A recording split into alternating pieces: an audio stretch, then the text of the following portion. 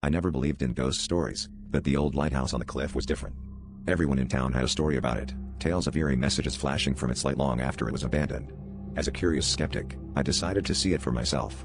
One stormy night, I stood on the windswept cliff, eyes trained on the lighthouse. My heart skipped a beat when the light flickered on, casting a beam into the dark sea. It blinked in Morse code, and I realized it was spelling out my name. My blood ran cold as I wondered how this was possible. Determined to get to the bottom of this, I spent the next week deciphering the messages. Each night, the light flashed a new phrase, cryptic and unsettling: "Help me. I see you. Come closer." The messages felt personal, as if they were meant solely for me. I shared my findings on TikTok, hoping someone might have an explanation. The comments ranged from mocking to concerned, but one stood out, a user claiming to know the lighthouse's secret. They instructed me to return at midnight on the full moon. When the night arrived, the moon cast an ominous glow over the cliff. I stood facing the lighthouse, phone in hand, live streaming the moment.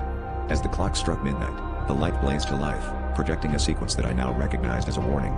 The air grew colder, and I felt a presence behind me. Spinning around, I was confronted by a shadowy figure, its face a blur of despair and anger.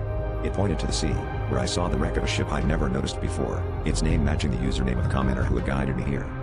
In that instant, everything clicked. The commenter had been a ghost, the lighthouse keeper who perished in a storm that wrecked his ship. His restless spirit had been trying to communicate, using the light to reach out to the living, longing for someone to uncover its fate.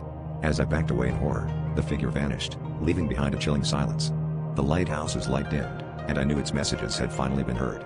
But the question lingered: was I now part of its story, destined to become a ghostly messenger for the next curious soul?